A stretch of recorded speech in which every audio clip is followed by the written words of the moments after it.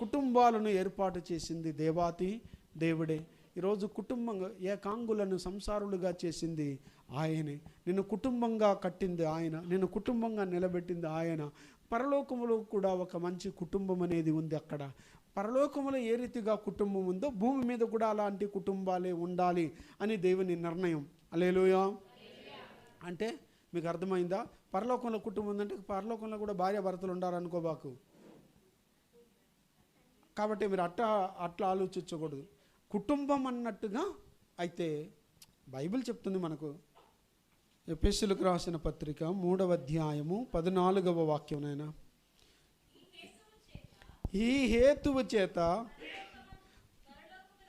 పరలోకమునందును భూమి మీదను ఉన్న ప్రతి కుటుంబం. ఇప్పుడు చెప్పండి నాయన, కుటుంబము అంటే పరలోకంలో కూడా ఏముందట? అది బైబిల్ వాక్యం లేకుండా మీరు ఏ ఆధారం లేకుండా ఏది నమ్మకండి. అందుకనే అక్కడ చెప్పాడు, ఈ హేతువు చేత పరలోకమునందును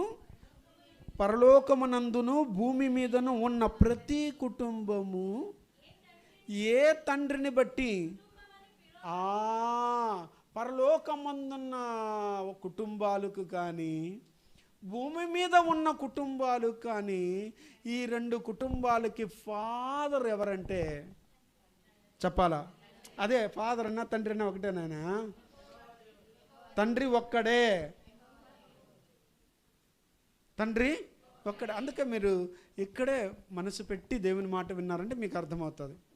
తండ్రి ఒక్కడే. అందుకని అక్కడ రాయబడింది అదే కదా నాయనా, ఏ తండ్రిని బట్టి కుటుంబం అని. ఆ తండ్రి ఎదుట నేను మోకాళ్ళు ఊని. చాలు నాన్న, మనకు రావాల్సిన సబ్జెక్టుకి సంబంధించిన ఒక మాట మనకు వచ్చేసింది. అనగా పరలోకంలో ఏముంది, భూమి మీదనే ఏముంది? పరలోకమందున్న కుటుంబం ఉందా, భూమి మీద ఉన్న కుటుంబాలు ముందా?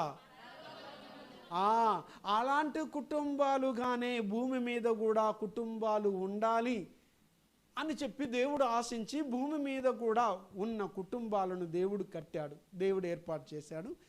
పరలోకంలో ఉన్న కుటుంబానికి తండ్రి ఆయనే, భూమి మీద ఉన్న కుటుంబాలకు కూడా ఫాదరు ఆయనే, తండ్రి ఆయన ఒక్కడే తండ్రి. గుర్తుపెట్టుకోండి.